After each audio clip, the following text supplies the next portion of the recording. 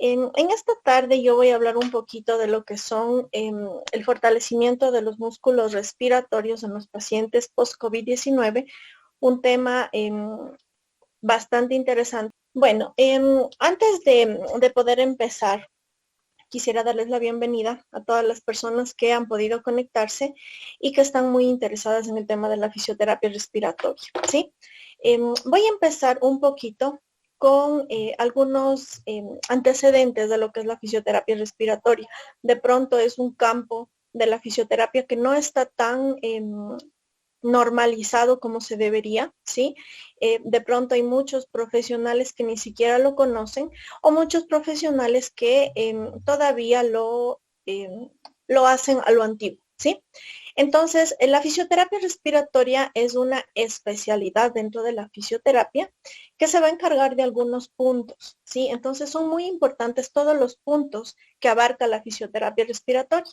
Dentro de ellos tenemos la prevención, el tratamiento y la estabilización de enfermedades respiratorias, ¿sí? Actualmente nos dedicamos al tratamiento y estabilización, pero un punto clave y muy importante, y el fortalecimiento muscular respiratorio forma parte también de la prevención de enfermedades respiratorias, ¿sí? El objetivo de todo esto es mantener a un paciente con una funcionalidad respiratoria bastante normal, que le permita ser independiente. La fisioterapia respiratoria cuenta con algunos objetivos, algunos ejes muy importantes en cada uno de nuestros pacientes, ¿sí? Nos centramos principalmente, y hablando actualmente de COVID, en mejorar la sensación de disnea del paciente, ¿sí? Es decir, esa sensación que tiene el paciente de no poder respirar adecuadamente, ¿sí? Es un paciente que, por ejemplo, está acostado y le pedimos que se siente y empieza ya a desaturar, de pronto empieza a agitarse mucho, empieza con taquicardia, ¿ya? Entonces son pacientes cuyos músculos respiratorios están muy débiles y aquí es donde nosotros actuamos, ¿sí? Otro de los ejes de la terapia respiratoria es reducir las complicaciones, preservar la función pulmonar, prevenir y mejorar la disfunción y la discapacidad que pudiera ocasionar una enfermedad respiratoria y mejorar la calidad de vida, la ansiedad y la depresión en algunos pacientes con su respiración, ¿sí? Este es un modelo de gestión que manejamos en fisioterapia respiratoria, ¿sí? Bueno, en fisioterapia en general, pero dentro de la fisioterapia respiratoria manejamos algunos puntos muy importantes. La primera, que es la examinación, es decir, el examen físico a mi paciente. Tomemos en cuenta que nosotros como fisioterapeutas, si bien recibimos una prescripción médica de ejercicio, de actividad física, de terapia respiratoria de parte de un médico, pero no nos tenemos que regir a eso. Nosotros tenemos que hacer nuestra propia evaluación, ¿sí? Tenemos que evaluar al paciente respiratorio. Evaluamos disnea, evaluamos el tipo de respiración que tiene, la amplitud respiratoria del paciente, cómo están actuando sus músculos respiratorios. De pronto, si el paciente respira solamente con la nariz o hay pacientes que respiran con todo su cuerpo, ¿sí? Les pedimos que cojan aire y cogen con todo el cuerpo el aire, ¿sí? Inflan pechos, suben hombros o tienen tipos de respiraciones compensatorias porque están actuando los músculos accesorios de la respiración. Una vez que hacemos eso, nosotros damos un diagnóstico fisioterapéutico al paciente, ¿sí? Es decir, vamos a indicarle al paciente qué fue lo que encontramos en él, cuál fue nuestra impresión diagnóstica y cómo vamos a tratarlo, ¿sí? Es muy importante al paciente generarle un pronóstico eh, lo más cercano a su realidad. Pero, aquí yo sí tengo un pero bastante grande. Hay pacientes que los médicos les han dado un pronóstico bastante malo, ¿sí? Pacientes con fibrosis que les han dicho que tienen que pasar toda su vida con oxígeno, que no pueden hacer actividad física, que no pueden ni levantarse de la cama, cuando la fisiorrespiratoria que quitó todo eso, ¿sí? Rompió eso y le permitió al paciente generar una vida normal, ¿sí? Al final voy a presentar unas tablas con de pacientes reales de todo este tiempo, de este año y medio más o menos que hemos venido tratando con pacientes COVID, para notar la diferencia que existe con un adecuado programa de fisioterapia respiratoria, ¿sí? Una vez que yo genero ya en mi paciente un diagnóstico, le di un pronóstico lo más acertado posible, pues empiezo con la fisioterapia respiratoria. Es importante conocer que la fisioterapia respiratoria no es como abrir y cerrar los ojos, ¿sí? Entonces hay que explicarle al paciente, usted está con un problema respiratorio. Primero no puede respirar bien, sus volúmenes, sus capacidades pulmonares no están adecuadas, respira muy poquito, usted tiene que respirar de esta manera, ¿ya? Y le vamos a indicar al paciente qué vamos a trabajar en él, cuántas semanas, cuántas sesiones vamos a trabajar con él. Y dependiendo de esto, nosotros decidimos si es que el paciente está apto para ser dado de alta o para una reexaminación. Esta parte también es muy importante y se ha logrado mucho con los médicos, ¿sí? Hace algunos meses del año anterior, el paciente empezaba con fisioterapia respiratoria y con el médico, bueno, el médico y la fisio, ¿sí? Y cuando el médico le daba el alta, el paciente daba por sentado que la terapia respiratoria también terminó, cuando no es así, ¿sí? Entonces han logrado cambios en algunos médicos, en muchos médicos, para que el alta médica, sí, es decir, la parte de medicamentos, control de virus, control de bacterias, sea muy aparte de lo que hacemos nosotros como fisioterapeutas, ¿sí? Entonces, nosotros, depende de nuestra valoración al momento en que nosotros damos el alta al paciente, ¿sí? O al momento en que nosotros le volvemos a evaluar y en la evaluación hay un indicativo que mi paciente aún no puede ser dado de alta y pues continuamos con el programa de rehabilitación pulmonar. Según la Confederación Mundial de Terapia Física, existen 4 dominios en los que trabaja la fisioterapia, ¿sí? Cardiorrespiratorio, neuromuscular, musculoesquelético e integumentario. Cabe recalcar que el cardiorrespiratorio va de la mano con el músculo esquelético, ¿sí? Nosotros no podemos deslindar a un paciente cardíaco o a un paciente respiratorio de la parte física. No podemos decir, bueno, ahorita solo vamos a mover los brazos, vamos a respirar, a ver, haga esto, sople las pelotitas o absorba el aire y ya, y no le movemos nunca una pierna, un brazo, no hacemos ejercicios isométricos, eso no puede pasar, ¿sí? Y eso forma parte de un programa integral de fisioterapia respiratoria. Algunos de los objetivos, ¿sí? de la fisioterapia post-COVID, tomando en cuenta que los pacientes post-COVID, los pacientes con síndrome post-COVID, son pacientes muy delicados, ¿sí? Que se quedan con complicaciones, tanto en su parte respiratoria como en su parte motora y en su componente cardíaco. Por lo tanto, no es cuestión solamente de decirle, está dado el alta, vaya a soplar las pelotitas, mueva, se camina, haga cualquier cosita y ya está, ¿no? Un manejo integral de un paciente respiratorio tiene mucho que ver con la parte de fortalecimiento muscular. Como suelo decir a mis pacientes, trabajamos en 3 etapas dependiendo del paciente, ¿sí? La primera, vamos a restablecer los patrones respiratorios, ¿sí? Un paciente post-COVID o un paciente patológico respiratorio pierde esa autonomía y esa parte voluntaria de la respiración. Son pacientes que tienen capacidades de respirar y volúmenes dentro de su pulmón muy pequeñitos, muy cortitos, que no le permiten al pulmón expandirse, ¿sí? Por lo tanto, las costillas, los músculos tampoco están haciendo una función normal, ¿ya? En una segunda etapa empezamos ya con el fortalecimiento respiratorio y en una tercera etapa ya empezamos con el fortalecimiento integral, es decir, ejercicio respiratorio más ejercicio físico. Puede ser ejercicio aeróbico, trotes, caminatas, gradas, caminadora, bicicleta, todo lo que según su evaluación y según su paciente consideren necesario, ¿sí? Como les decía, los pacientes post-COVID generan, o bueno, vamos a encontrar en ellos bastantes secuelas respiratorias musculoesqueléticas, incluso nerviosas, en pacientes que han pasado UCI pronados mucho tiempo, ¿sí? Que necesitan pues un buen tiempo de recuperación. Como les decía, no es cuestión de un momento a otro, y eso el paciente tiene que saber. Al momento que nosotros ejecutamos un programa de rehabilitación pulmonar, hay que tomar en cuenta siempre fiebre o disnea en reposo en mi paciente, ¿sí? ¿Qué quiere decir? Si yo estoy empezando con el paciente, recién en la primera etapa, en la que yo estoy mejorando sus volúmenes pulmonares, estoy mejorando sus capacidades, y el paciente con un simple movimiento de brazo me genera una disnea en reposo, ¿sí? Ese es un alto, esa es una alerta para mí, ¿sí? No es cuestión de decir, no, no importa, dele, dele, usted sigue, usted puede, dele. No, el paciente se les puede morir.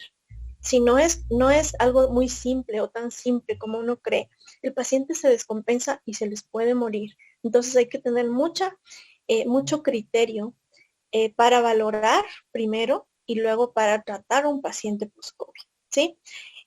Trabajamos, como había explicado, en patrones respiratorios, en un control diafragmático, ¿sí? En una expansión costal, en fuerza. Es muy importante en fisioterapia, perdón, en pacientes con patología respiratoria, el trabajo en el tren superior, ¿sí? Es decir, en cintura escapular, en brazos, en abdomen. Es muy importante, ¿sí?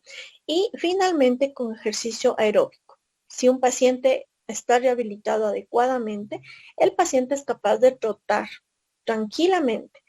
No hay disnea, no hay taquicardia, y es un paciente que incluso antes de COVID no hacía actividad física, ahora se da cuenta de la importancia y empieza una actividad física para su función pulmonar y cardíaca, ¿sí? Dentro de lo que es también la fisio, bueno, se va a manejar algunos escenarios, ¿sí? Eh, que en general lo que van a hacer es mejorar la disnea, vamos a mejorar la calidad de vida, vamos a mantener una función pulmonar adecuada, ¿sí? Recuerden que la función del pulmón siempre va a ser la expansión y la relajación. Entonces, cuando el pulmón se expande, es decir, cuando nosotros inspiramos, ¿sí? Debe haber una relajación de los músculos y de la caja torácica para que el pulmón ceda, ¿sí? Y el pulmón tenga toda la libertad de expandirse. Entonces, de esa manera yo preservo la función del paciente, de la respiración. Minimizo la discapacidad. Eso es muy importante en el paciente post-COVID. Recuerden que hay pacientes post-COVID que salieron de UCI, ¿sí? Salieron de meses incluso, de estar intubados, de estar en prono y de una tras de otra, incluso reintubados y muchas complicaciones, que llegan a su casa en silla de ruedas, dependientes incluso para ir al baño, incluso para comer. Entonces, la fisioterapia en general, sí, en todas sus ramas y específicamente la respiratoria, le ayuda a minimizar este impacto y le minimiza la posible discapacidad de este paciente, ¿ya? Como decía, existen varios escenarios en los que se puede trabajar, desde el paciente hospitalizado, ¿sí? Hasta ya el paciente en casa. Pero no todos los pacientes son aptos para fisioterapia respiratoria, ¿sí? Según los manuales y las normas actualizadas, los pacientes hospitalizados graves o críticos no pueden recibir rehabilitación respiratoria, ¿sí? Me ha pasado que he ido con pacientes a su casa que no les quieren llevar al hospital, por más que uno les explique, se meten en la cabeza la idea de que en el hospital les matan, cuando no es así. Sí, nosotros sabemos como profesionales de salud que eso no es así, pero en el paciente es muy difícil que entienda eso, ¿sí? Y al momento que nosotros, que se le valora al paciente, son pacientes que ya están con 15 litros de oxígeno, que están pronados y en pronación y solo hablando ya genera una taquicardia. Son pacientes muy inestables que no están comiendo, que no están durmiendo y aún así le piden rehabilitación respiratoria, ¿sí? Entonces el médico incluso dice, el paciente necesita rehabilitación respiratoria y con eso ya sale. Pero nuestra función como profesional de la salud es evaluar y explicar al paciente. Sabe que yo no puedo hacer nada. Su paciente o su familiar está mal, tiene estas características, él necesita estar hospitalizado, necesita un control médico constante, ¿sí? Y yo no puedo hacer nada. Entonces, esa parte también es como que de discusión, porque también ha habido de otros pacientes, de otros casos, que van los fisios y pues les empiezan a hacer movimientos, respiraciones, que el inspirómetro, cuando el paciente no avanza ni siquiera a hablar, ¿ya? Em, Esto también es importante conocer. Cuando el paciente está en aislamiento, es decir, un paciente que salió positivo y que está aislado, ¿sí? En pandemia, en plena pandemia, se realizaban consultas de telerehabilitación tratando de explicar al paciente cómo tiene que hacer sus ejercicios. Pero personalmente me daba yo cuenta que no es lo mismo, ¿sí? Primero, no es una telerehabilitación como tal. Simplemente es explicar mediante un video lo que tienen que hacer y el paciente no va a entender. Así que esta parte para mí como que sí tiene un ojo grandote, ¿sí? Por eso lo puse. Porque por más que se le envíen videos, por más que se esté frente a frente al paciente con la cámara, no es lo mismo que el que nosotros estemos ahí valorándole, ¿sí? Y explicándole desde cómo tiene que respirar, cómo tiene que coger aire y cómo tiene que soplar el aire. ¿Sí? Entonces son aspectos que parecen que no fueran importantes, pero en realidad sí tienen una importancia bastante grande. Dentro del COVID, de la COVID en este caso, el rol del fisioterapeuta respiratorio es muy importante. Dentro de fisioterapia hospitalaria y dentro de la fisioterapia en casa, hay dos objetivos totalmente diferentes, ¿sí?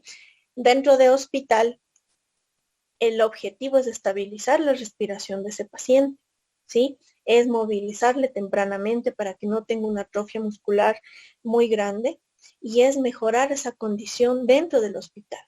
En la casa es muy diferente. Al paciente se le debe adaptar a su medio, adaptar a su realidad y empezarle a trabajar en lo que él necesita, ¿sí? Que es la respiración. Es muy, muy importante una respiración normal, una respiración fisiológica que tiene que ser coger aire con la nariz y soplar con la boca. Los pacientes post-COVID que estuvieron intubados o estuvieron pronados mucho tiempo, se quedan con un tipo de respiración bucal. Ellos respiran por la boca, ¿sí? Hacen esto, ¿sí? Algo que no es natural ni es fisiológico, porque no va a haber un calentamiento ni un filtrado de aire. Por lo tanto, no voy a llenar yo o a llegar a completar la función pulmonar total, ¿sí? Por eso también la saturación de los pacientes es bastante inestable. Para que un paciente sea apto para fisioterapia respiratoria o rehabilitación pulmonar, debemos tomar en cuenta algunos aspectos. Como les decía, esto lo hacen ustedes como fisioterapeutas, ¿sí? No lo hace el médico, lo hacemos nosotros. Primero, el paciente tiene que estar clínicamente estable. Por más que el médico, perdón, indique fisioterapia respiratoria, si es que ustedes al evaluarle consideran que el paciente aún no puede recibir rehabilitación respiratoria y que hay que dar prioridad a la fisioterapia motora, pues es su decisión como fisioterapeutas, ¿sí? No tiene que haber contraindicación médica. El paciente eh, tiene que estar o tiene que tener una disnea de esfuerzo. Es decir, paciente que al subir las gradas o al caminar un poquito rápido se cansa, se agita y les explica, ¿sabe qué es? Que lo que pasa es que yo, qué sé yo, me olvidé las llaves y entre ir del carro a la puerta fui corriendo y sentí que el corazón me salía, sentí que me faltaba el aire y otra vez me tuve que poner el oxígeno para volver a respirar. Entonces, esos pacientes evaluados adecuadamente son candidatos para la fisio respiratoria. Pacientes con fatiga muscular en actividades de vida diaria. Por ejemplo, un paciente que ya fue dado de alta, que estuvo un buen tiempo en hospitalización, que tiene los criterios para fisiorrespiratoria, pero que no se le prescribió fisiorrespiratoria, ¿sí? Entonces son pacientes que piensan que van a su casa y están como que nada, o sea, nunca pasó nada. Empiezan a hacer sus cosas normales, empiezan a querer correr, empiezan a barrer, a lavar, a hacer todo como que no pasó nada. Y ahí es cuando se dan cuenta, ¿sí? Que necesitan fisioterapia respiratoria. Esta parte es muy importante, la motivación del paciente por participar en el programa. La mayoría son pacientes adultos, ¿sí?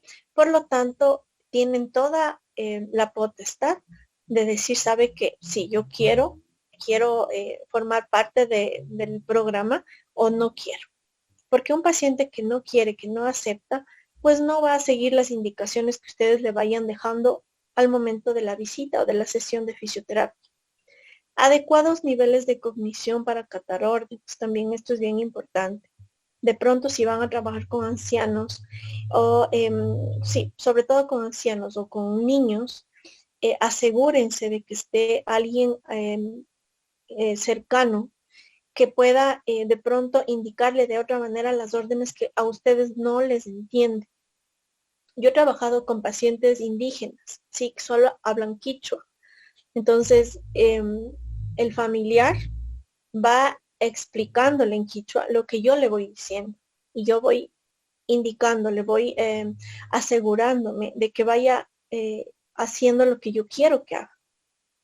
¿Sí? Entonces, con niños lo mismo. Con niños es como que un poquito más complejo, porque de pronto que el miedo, que no, que es que me va a hacer es que la licenciada me va a quitar el aire, es que yo ya no puedo respirar. O sea, pasan cosas por la cabeza de los niños, que eso también es un poco curioso, pero tenemos que hacerlo, ¿sí? Con ayuda de alguien. Es importante, dentro de los criterios de inclusión, la retención de secreciones con dificultad para expulsarles, ¿sí? Si hay pacientes que por COVID generaron neumonía eh, y al momento que tosen, ¿sí? Se escucha claramente roncus, solamente cuando el paciente tose o habla, pero que no puede expulsarlo, ¿sí? Son pacientes aptos para fisio respiratorio. Y aquí voy a poner una X grandota. No funciona para nada, ¿sí? Los capotajes, bueno, de las vibraciones tengo mis dudas, ni el drenaje postural, ¿sí? Son técnicas caducas que a nivel de Estados Unidos, a nivel de Europa se manejaba en los años 70, ¿sí? Un poco se continuó hasta los 80, nada más. Las técnicas actuales de fisioterapia y parte de ella el fortalecimiento muscular son técnicas que trabajan con el volumen pulmonar del paciente, con el propio aire que él respira, ¿sí?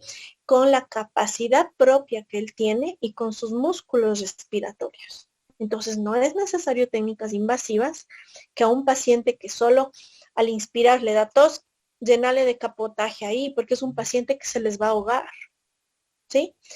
Y cuando hay ineficacia de la tos o de la capacidad de drenaje, ¿sí? Pacientes que están llenos de flema, llenos de secreción y que no tosen, por más que ustedes les indiquen, le digan, es que tiene que toser, es que tosa. Si es que ustedes no aplican técnicas que ayuden a evacuar, es decir, que le hagan toser al paciente, el paciente no va a toser nunca, ¿sí? Y no sirve de nada que hayamos movilizado secreción cuando el paciente no puede toser. Esta sección va específicamente dirigida ya hacia el fortalecimiento muscular respiratorio, ¿sí? El fortalecimiento muscular respiratorio es uno de los ejes de la fisioterapia respiratoria en su fase final o en su fase media a final. ¿Por qué? Porque una vez que nuestro paciente logra controlar el flujo de aire, logra mejorar su capacidad respiratoria, logra aumentar el volumen pulmonar, nosotros empezamos a trabajar con fortalecimiento, es decir, hacer que sus músculos respiratorios tengan fuerza para que el paciente sea capaz de vencer resistencias, ¿sí? Según Thomas y colaboradores, la intervención fisioterapéutica en fase aguda del COVID-19 ¿sí? Se limita al manejo y control del soporte ventilatorio. Esto lo hacen dentro de hospitalización, ¿sí? A mantener una vía aérea permeable. Lo que ya les había explicado, dentro de hospitalización se manejan otros objetivos, pero forman parte de lo que el paciente necesita, ¿sí? En el marco de la fisioterapia intensiva, es muy importante la movilización temprana, siempre y cuando el paciente ya salió de la fase aguda, de la fase inestable, ¿sí? Por lo tanto, si ya se le valoró al paciente, tanto el médico como el fisioterapeuta, sí, y el fisioterapeuta en conjunto con el médico observan que es un paciente que está teniendo avances favorables, pues se puede empezar con movilización temprana, antes que incluso con fisioterapia respiratoria. En ello se maneja más la movilización temprana, es mucho más prudente, ¿sí? Según las actualizaciones de los autores que van haciendo investigación a la par que vamos avanzando con el tema del COVID, ¿sí? Songhua y colaboradores también propone la cobertura fisioterapéutica en 3 aspectos, en el paciente COVID y en el paciente post-COVID, ¿sí? El manejo de la respiración, lo que decía al inicio, mantener volúmenes grandes, mejorar la capacidad del paciente para coger aire y para soplar, manejo postural. Los pacientes post-COVID suelen quedarse con una postura en la cual su abdomen sobresale y sus hombros están hacia abajo, están como encorvados. Y eso ya les dificulta la respiración, ¿sí? Actividades de movilización temprana, que se lo debe hacer desde que el paciente está en UCI, siempre y cuando sea prudente su realización. Como les expliqué anteriormente, no todos los pacientes son aptos para este tipo de procedimientos. Dentro de los ejercicios respiratorios, es importante igual manejar 3 ejes.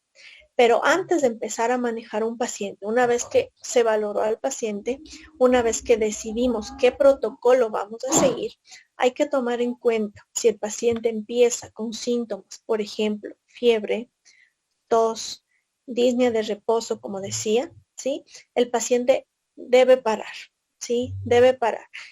Hay pacientes incluso que están bien, o sea, tienen unas 2, 3 sesiones de fisios, también avanzan y empiezan con disnea de reposo, con taquicardia, con picos de fiebre, y son pacientes que resulta que estuvieron con alguna bacteria, ¿sí? A nivel del esputo. Por lo tanto, nuevamente generaron fiebre. Entonces, en cada sesión de fisioterapia es muy importante el manejo de los signos vitales, ¿sí? La saturación, la frecuencia cardíaca, frecuencia respiratoria y la tensión arterial. Todo el tiempo hay que estarles controlando, sobre todo cuando el paciente recién llega a su casa y está empezando con la fisioterapia. Los ejes que se maneja dentro de la fisio, tenemos los ejercicios para restablecer el patrón y el volumen, ejercicios para permeabilizar o drenar secreciones en caso que lo tenga, y ejercicios para readaptarse a la vida diaria, dentro de los cuales podemos estar hablando ya de los ejercicios de fortalecimiento muscular, ¿sí? Aquí algunos ejemplos, ¿sí? En los que el paciente los puede hacer. Incluso hay pacientes que no quieren hacer fisio y solo ven en el internet, pero resulta que se dan cuenta que la fisioterapia, al igual que cualquier tratamiento médico, es personalizado, ¿sí? Entonces hay que saber cómo hacerlo. Lo primero es restablecer el patrón ventilatorio y el volumen, ¿sí? Con ejercicios que reduzcan su trabajo ventilatorio y le permitan al pulmón recuperarse después de una inspiración, ¿sí? Entonces, ¿qué se le pide al paciente? Que coja aire con la nariz suavemente, no esto, bruscamente no, porque ahí generamos flujos circulares, ¿sí? Y esos flujos me ayudan a botar flema, no a ingresar aire. Yo necesito un flujo laminar, ¿sí? Y este flujo laminar se lo hace lento, ¿sí? El paciente coge aire, como que estuviera oliendo algo que le gusta, muy suavemente, y al momento de soplar lo hace como que soplara una vela. tratando de demorarse un tiempo prudente, que puede ser entre unos 6 a 10 segundos, en soplar. Esta parte es la más difícil de controlar en una primera instancia en el paciente. Parece fácil, como les digo a los pacientes, parece fácil. Si usted dirá, pero si solo estoy respirando. No, estamos restableciendo el patrón que usted perdió. Vamos a ayudarle también a mejorar su respiración diafragmática y costal. Recordemos que el diafragma es el principal músculo respiratorio. Por lo tanto, si este músculo no está en actividad, el paciente no va a generar una buena, un buen movimiento ni costal, ni abdominal, ni tampoco va a llenar en cuanto a volumen su pulmón. ¿Sí? Entonces se le realiza al paciente ejercicios. Bueno, en este muñequito, lo único que hay que cambiar es que tiene que estar con las rodillas dobladas. ¿Sí? Al permanecer con rodillas dobladas, yo estoy relajando abdominales. Por lo tanto, relajo diafragma y permito que excursione, ¿sí? Que haga este movimiento. ¿Sí? Al hacer esto, el paciente mejora muchísimo las fracciones respiratorias, que al inicio las tiene rápidas. Incluso tienen miedo. Hay pacientes que dicen, es que me da miedo que si respiro fuerte se me va a romper el pulmón. O sea, piensan eso. Y eso también hay que educarle al paciente y hay que decirle, no, o sea, hay que explicarle cómo funciona la respiración, pero no por eso el paciente va a decidir qué hace. Los profesionales son ustedes, somos nosotros, por lo tanto, nosotros indicamos qué tiene que hacer el paciente, ¿sí? Y una vez que él controla, ¿sí? En supino, este tipo de respiración, ahí recién podemos pasar a decúbito sedente. Antes no, porque el paciente no va a lograr lo que nosotros queremos o lo que él necesita, que es mejorar su volumen pulmonar. En caso de pacientes que tengan problemas con secreciones, ¿sí? Esta técnica corresponde al ELPR, que es respiración lenta prolongada, ¿sí? O también el GOLD. Entonces se puede hacer dos combinaciones. El GOLD más respiración lenta prolongada. Se le pide al paciente que coja aire con la nariz y que abra la boca, es decir, abrimos glotis, dejamos libre la glotis, que salga aire caliente. ¿Y esto qué es lo que va a lograr? Va a lograr que la flema, la secreción que está pegado en bronquios, se despegue. No por acá, o sea, no es que yo trate de sacarle la flema así, sino que el aire hace que vaya por atrás de la secreción. Por lo tanto, es más fácil que el paciente movilice y más fácil que tosa. Cuando ustedes empiezan a trabajar esto con los pacientes, se escucha claramente cómo empiezan a desprenderse esas secreciones y el paciente bota, ¿sí? Un beneficio también de esta técnica es que mantenemos activo el sistema ciliar, ¿sí? Entonces, al mantener activo, el paciente todo el día va movilizando secreciones. Lo que hay que explicarle y hay que hacerle entender al paciente que no porque tosa más veces va a botar flema. Más bien, si es que tose seguido, lo que hubiera botado una sola flema en una tos, va a irle desprendiendo, como que le rompe a la flema y va saliendo en partes y de pronto se queda ahí algún pedazo que es más difícil de expulsarlo, ¿sí? Y lo que corresponde al fortalecimiento muscular, ¿sí? El fortalecimiento muscular se lo maneja o corresponde a dispositivos que se conoce como dispositivos umbral presión, ¿sí? Son dispositivos como este de aquí o dispositivos como este de acá, ¿sí? O algunos otros dispositivos que hay en el mercado que tienen la característica de trabajar con una presión inspiratoria, ¿sí? Espinosa y Salinas, ¿sí? Y colaboradores, al realizar estudio con una marca, en este caso Power Break, que es un dispositivo de umbral presión, mostró una disminución sobre la concentración de lactato post ejercicio, ¿sí?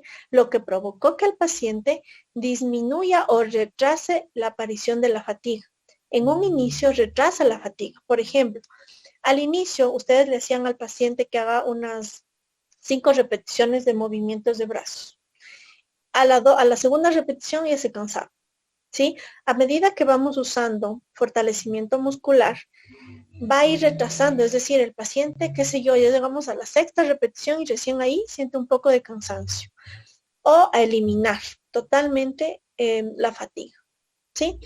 En la actualidad se encuentra ya bastante evidencia científica a favor del entrenamiento muscular inspiratorio como parte del tratamiento respiratorio de pacientes, no solamente post-COVID, sino también enfermedades respiratorias, por ejemplo, asma, EPOC, fibrosis, ¿sí? Pacientes que toda su vida han tenido patología respiratoria, pero que no se dieron cuenta sino por COVID, porque no se hacían controles, ¿sí? Recién por COVID empiezan a hacerse tomografías y se dan cuenta que han tenido ya fibrosis, o pacientes que han tenido ya EPOC, ¿sí? Igual hay una gráfica también bastante interesante sobre ese tema, ¿sí? Entonces, como decía, el entrenamiento muscular respiratorio como parte de la rehabilitación pulmonar es muy importante. Mejora la fuerza respiratoria, ¿sí? Reduce la percepción de carga en el sistema respiratorio. Es decir, cuando un paciente empieza a fortalecer su musculatura respiratoria, es como que yo estuviera fortaleciendo cuádriceps, ¿sí? Un cuádriceps débil me va a permitir, qué sé yo, digamos unas 10 sentadillas, pero un cuádriceps fuerte me va a permitir combinaciones y va a hacer que yo me canse menos. Entonces, algo parecido hacen los músculos respiratorios. Le permiten al paciente tener una tolerancia muy alta al ejercicio. El entrenamiento muscular respiratorio, al ser parte de la rehabilitación pulmonar, mejora la fuerza, mejora la capacidad de realizar ejercicio y la sensación de disney. No solamente en pacientes afectados por patología respiratoria, sino también en individuos sanos, en personas, por ejemplo, en deportistas que quieren mejorar su tolerancia al ejercicio, pues viene bastante bien. El entrenamiento muscular respiratorio convencional, ¿sí? Consiste en respirar a través de una válvula, ¿sí? Y esta válvula va a generar una presión que yo elijo, ¿sí? Cada dispositivo viene configurado con diferentes sistemas de presión. Por ejemplo, este que les presento ahora, ¿sí? Viene desde 0 hasta 10 centímetros de agua. Este de acá viene configurado desde 1 hasta 9. Todo depende de las necesidades de su paciente, la carga que ustedes eligen.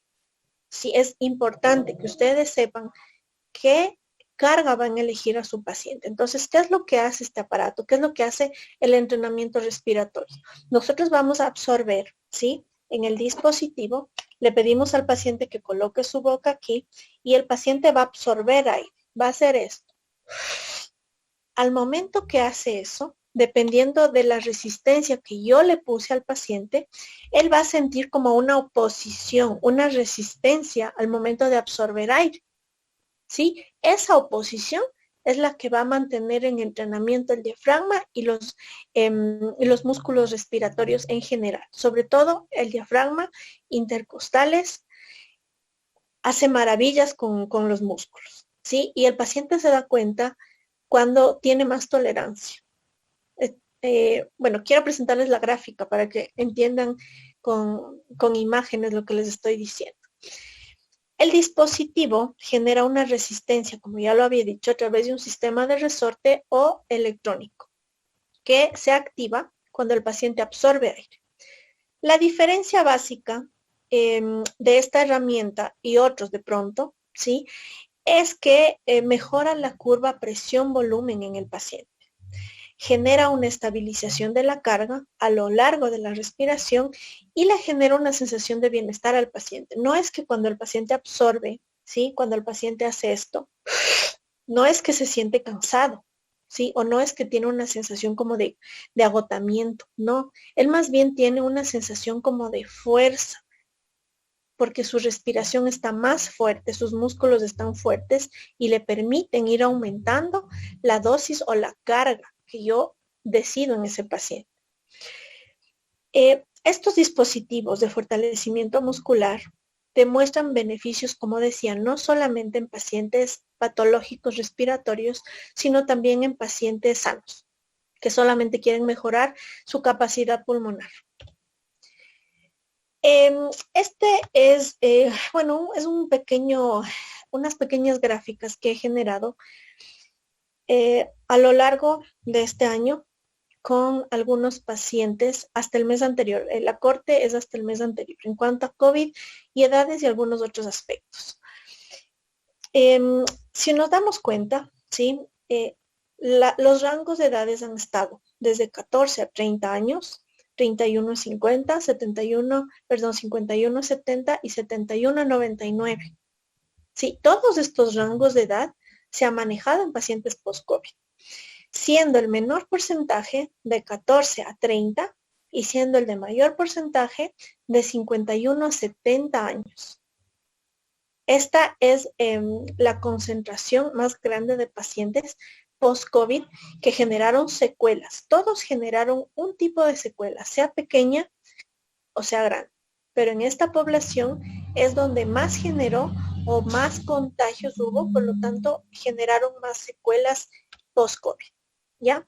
Este dato para mí sí es bien importante porque bueno, obviamente uno como personal de salud sabe que existen comorbilidades en los pacientes que hacen que empeore su episodio de COVID, ¿sí? Sobre todo hipertensión y diabetes, pero sí fue una sorpresa muy grande para mí el saber qué nivel de diabetes y de hipertensión o de patologías respiratorias tenían los pacientes, ¿sí? Habían muchísimos pacientes que tenían enfermedades respiratorias previas y sobre todo diabetes, hipertensión o las dos juntas, diabetes e hipertensión, ¿sí? Entonces, están manejados igual por rangos de edades. En la primera que observamos aquí de 14 a 30 años, solamente 2 pacientes, ¿sí? Tuvieron un antecedente respiratorio, es decir, pacientes que de niños tuvieron bronquiolitis o neumonías constantes, pero que no tenían ni diabetes, ni hipertensión, ni tampoco hicieron atención temprana. Esto también lo puse dentro de esta tabla, porque la mayoría de pacientes que llegaron hasta hospitalización o llegaron a UCI no tuvieron una atención temprana, es decir, tuvieron síntomas, primero fueron a la farmacia, luego fueron donde la vecina, luego fueron donde el médico y cuando en realidad ya no aguantaban y ya estaban desaturando o ya no avanzaban a respirar, recién ahí fueron al hospital. Entonces, ese es un elemento común en las edades, sobre todo desde 31 hasta 99. Los rangos de edades entre 31 y 50 años, que fueron 33 pacientes, tenemos la mayoría de ellos con hipertensión, ¿sí? Casi la mitad con diabetes. Y alrededor de un cuarto de los pacientes, o un 25%, tenían diabetes más hipertensión. Pero en este rango de edad, sí, es importante y recalco porque miren qué pasa acá. Lo mismo aquí.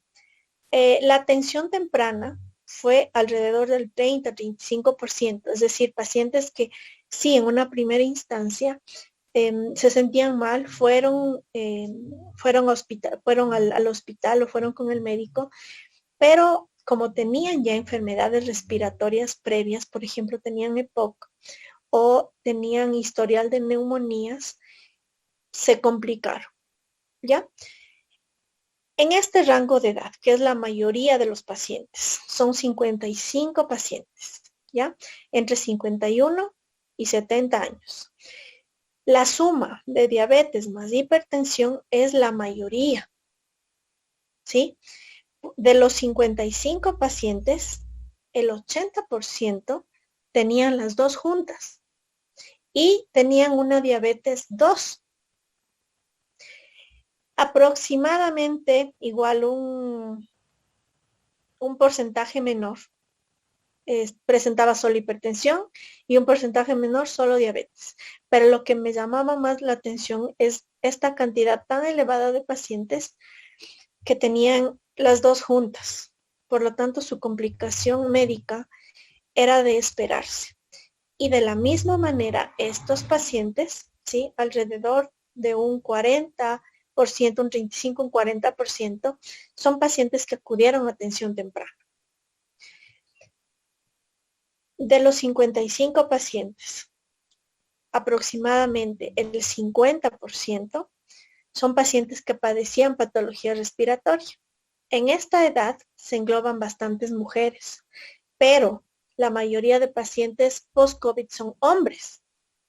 Entonces, eso también era lo curioso, porque al ser la mayoría hombres, que se supone que no hacen mucha tarea de casa en estas edades, son pacientes que acompañaban a sus esposas a la cocina en leña, trabajaban en empleos en los cuales no usaban protección nasal ni respiratoria, por ejemplo, en la confección de jeans, de ropa interior, de zapatos, ¿sí? Ese tipo de trabajos que a la larga les generó fibrosis, les generó EPOC o les generó asma. Y finalmente, en el rango de 71 a 99 tenemos 19 personas. Aquí es un poco más equitativa la cosa, porque al ser pacientes de avanzada edad, de más edad, ¿sí? Tenían diabetes o las dos juntas por igual. En menor proporción tenían hipertensión. Y estos pacientes que tuvieron esta hipertensión, o sea, menor cantidad de hipertensión, menor número, son pacientes que se controlaron a tiempo, o sea, ya viene una hipertensión de años y que actualmente, según los reportes médicos, ya no tenía hipertensión, cosa que yo les explicaba que no puede ser así en muchos pacientes porque seguían teniendo el mismo estilo de vida. Entonces, un dato importante aquí también es que al ser pacientes ya de avanzada edad, casi el 100%, el 95%, acudieron a atención temprana. Apenas empezaron con síntomas, apenas salió positivo el hisopado o el PCR, acudieron a atención, pero aún así se complicaron. Y como les decía, el 100% de estos pacientes tenían patología respiratoria, porque ya por su edad eran personas que ya venían hace tiempo trabajando con cocina en leña, que era lo más común, era un elemento muy común en los pacientes del cocinar en leña, ¿sí? Pacientes que ya tenían episodios de neumonías cada año y que no se les había prescrito fisioterapia respiratoria. Entonces yo les decía, cuando usted ya le dio el primer episodio, ¿hizo fisioterapia? ¿Hizo lo que estamos haciendo ahorita? No, porque el médico nunca me dijo y ni siquiera sabía que existe esto. Esa es la mayoría de respuestas de los pacientes.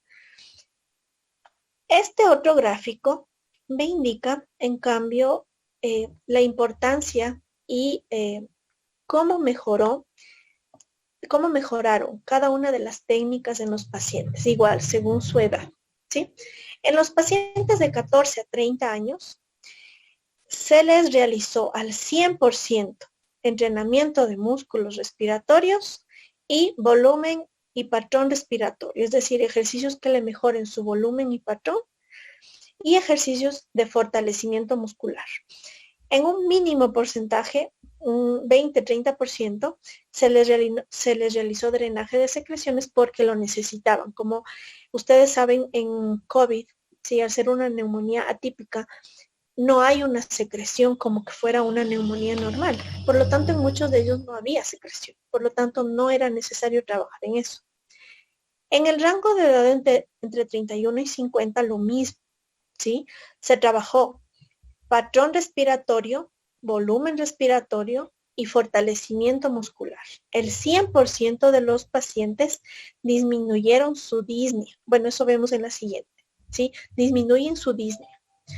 Lo mismo, el drenaje de secreciones es menor. En este caso fue del 60%, porque no generaron todos neumonía, ni tampoco tenían bronquitis, ni nada que genere abundante secreción. En los pacientes entre 51 y 70, lo que más resultó en ellos es el volumen y patrón respiratorio. Los ejercicios de volumen y patrón mejoraron su calidad de vida mucho más que el entrenamiento de los músculos y mucho más que el drenaje de secreciones que se hizo en el mismo porcentaje. Porque en ellos sí, por la edad, ¿sí? Su sistema ciliar va haciéndose más lento, por lo tanto ya no tienen la misma capacidad de movilización de secreciones. Y de 71 a 99, lo que dio 100% resultado fue los ejercicios de volumen y patrón respiratorios. En ellos fue más difícil el tratar de explicarles o tratar de que aumenten su fuerza con los dispositivos, porque muchos de ellos no entendían lo que se les explicaba o no atendían adecuadamente al realizar el ejercicio con la boca.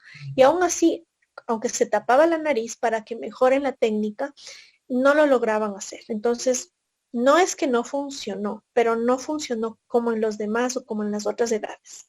Y lo mismo, en ellos también se trabajó con drenaje de secreciones, por la misma causa, sistema ciliar más lento, por lo tanto el drenaje va a ser mucho mucho menor que en un paciente joven, por ejemplo. Y en esta tablita explico específicamente cómo mejoró el entrenamiento de los músculos respiratorios en los pacientes COVID en 3 aspectos: disnea, tolerancia al ejercicio y actividades de la vida diaria. ¿Sí? En el primer rango de edad vemos que 0 pacientes se quedó con disnea. ¿Sí? Como eran solo 6 pacientes y su edad es bastante buena para la respuesta respiratoria, entonces el 0% se quedó con disnea. De los 6 pacientes, los 6 mejoraron su tolerancia al ejercicio y sus actividades de la vida diaria porque tenían disnea de 0. De 31 a 50 años, un solo paciente se quedó con una pequeña disnea de esfuerzo porque ya tenía una secuela de fibrosis. Si es un paciente que no sabía que tenía fibrosis, por COVID se da cuenta, entonces ya había una disnea desde antes, por lo tanto, no se logró el 100% en él, pero no quiere decir que no se vaya a mejorar. Sí, se puede mejorar o se puede en todo caso frenar y permitir que el paciente mejore su calidad de vida. La calidad de vida en estos pacientes, de los 33 pacientes, los 32 mejoraron muchísimo su tolerancia al ejercicio y los 33 mejoraron y volvieron a sus actividades de la vida diaria. De 51 a 70, 2 personas se quedaron con una ligera disnea, pero de esfuerzo. Ninguno de ellos se quedó con disnea de reposo. ¿Sí? Una disnea de esfuerzo con ciertas actividades eran personas que trabajaban en el campo, por lo tanto a ellos era imposible decirles, ¿sabe qué? Tenemos que trabajar de esta manera, ya no puede, por ejemplo, trabajar como antes con el pico, con la pala bajo el sol. Entonces son pacientes que difícilmente se les cambia esa idea y se quedaron con cierta disnea, ¿sí? De los 55 pacientes, los 53 mejoraron su tolerancia al ejercicio y los 55 aumentaron y mejoraron sus actividades de la vida diaria. Y finalmente, de los pacientes de 71 a 99 años, asimismo, 2 se quedaron con disnea de esfuerzo, pacientes con EPOC de años. Entonces, es un EPOC que se le logró controlar. Lograron saturaciones de 92, cuando el médico les había dicho que de 85 no van a pasar y que van a vivir para siempre con oxígeno. No pasó eso. De los 19 pacientes, los 15 mejoraron su tolerancia al ejercicio y los 19 mejoraron sus actividades de la vida diaria. Volvieron a hacer lo que hacían y se quedaron, el 100% de los pacientes se quedaron con incentivo en cuanto a actividad física. De pronto, si no les gusta mucho correr o ir a trotar o ir al gimnasio, pero la secuencia de ejercicios respiratorios que se les indicó junto con el ejercicio físico, lo mantuvieron a diario. ¿Sí? Muchísimas gracias por su atención. Muchísimas De gracias a pronto, usted, estimada Máster Gabriela, por haber compartido con nosotros. Vamos a pasar a la sección de preguntas y en este preciso instante para todos nuestros participantes tenemos 3 minutos antes de luego pasar a nuestra siguiente conferencia con nuestra querida capacitadora, con la Máster Gabriela Romero. Nos pregunta Víctor García, ¿cuál es la puntuación de la válvula en el entrenamiento muscular convencional? ¿Se considera normal para una dar una alta y cuál no? bueno, depende mucho del paciente, ¿sí? En mis pacientes, por ejemplo, yo empiezo con 10 y solo en uno solo llegué hasta 40. La mayoría se quedan entre 20 y 30 y con eso se puede pensar en dar el alta porque son pacientes que con esa ya capacidad respiratoria y con esos centímetros de agua en fortalecimiento muscular pueden hacer todo. Son pacientes que trotan, que están en la bicicleta, que hacen caminadora, que no generan taquicardia y que no tienen disnea de esfuerzo. Perfecto, muchas gracias, muy amable licenciada. Bueno, también nos hacen llegar los saludos desde las diferentes plataformas con respecto a su ponencia y las felicitaciones debidas. Nuestros amigos también que nos acompañan, un saludo muy cordial a los que están desde Facebook Live, al igual con las inquietudes en este momento que tranquilamente le podemos responder. Bueno, licenciada, justamente antes de llegar al final y si de pronto hay otra inquietud, le hago partícipe, por favor. Un último mensaje que usted quisiera hacernos llegar a toda esta comunidad, tanto de fisioterapeutas que se encuentran en este evento, para poder, pues, más que nada seguir aprendiendo y sobre todo pues tomar las mejores decisiones en el momento de actuar. Le escuchamos, licenciada. Bueno, se podría decir que una recomendación, valorar bien al paciente. Una vez que se valora bien, de allí sale todo el esquema de tratamiento que debemos hacerlo. Si no valoramos bien, si valoramos superficialmente, no vamos a lograr el objetivo que el paciente necesita. Muy amable, gracias, estimada licenciada. Nos dice Sebastián Goyes. Buenas noches, licenciada. Mi pregunta es, ¿cuántas repeticiones se realizan los ejercicios respiratorios y cuánto tiempo es recomendable hacerlo? Por favor. Bueno, yo personalmente, por lo que ya ha pasado con otros pacientes, yo siempre me manejo al inicio, en el primer día, con una secuencia de cinco repeticiones de cada ejercicio que se le indica. A medida que se va avanzando, ¿sí? En el día o en las sesiones, podemos aumentar hasta 10 repeticiones diarias, perdón, 10 repeticiones por cada vez que hace los ejercicios. Y los ejercicios se los debe hacer 3 veces al día. Nosotros como oficios le vemos de pronto una vez al día al paciente, pero él tiene que hacer en total 3 veces. Si nos ve a nosotros una, 2 más. Tampoco exagerar en la secuencia y en las repeticiones porque el paciente se agota.